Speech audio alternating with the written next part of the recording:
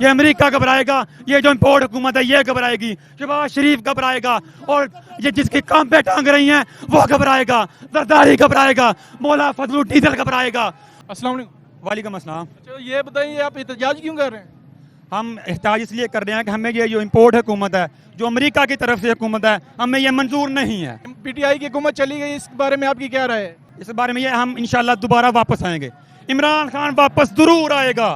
جو نئی حکومت آئی ہے ان کو کیا پیغام دینا چاہتے ہیں آپ؟ ہم ان کو یہ پیغام دیں گے کہ آپ یہ ملک نہیں چلا سکتے, آپ امپورٹ حکومت ہیں, آپ امریکہ کے مقرر پر ہیں, آپ ان سے بھیک مانگتے ہیں, آپ بیکاری ہیں, یہ نہیں چل سکتے. آپ کیا چاہتے ہیں؟ عمران خان کی حکومت ہونی چاہیے. یہ لب کرونا آیا, کرونا کی وجہ سے ساری دنیا میں مہنگائی ہوئی ہے, اور عمران خان, ہمارے قائد عمران خان اس ملک میں, ملک پاکستان میں باقی 7 ملکوں سے پیٹرول بھی کم ریٹ پر ہے, باقی چیزیں بھی کم ریٹ پر ہیں. ہمیں یہ عمران خان صاحب منظور ہیں, ہمیں ان کی حکومت منظور ہے, لیکن یہ امپورٹ حکومت ہمیں منظور نہیں ہے. یہ ہم امریکہ کے غلام نہیں بن سکتے, ہم ان کے خلاف چلیں گے, ہمیں یہ منظور نہیں ہے. عمران خان صاحب آپ آگے بڑھے ہیں, ہم آپ کے ساتھ ہیں. عمران خان زندہ باد.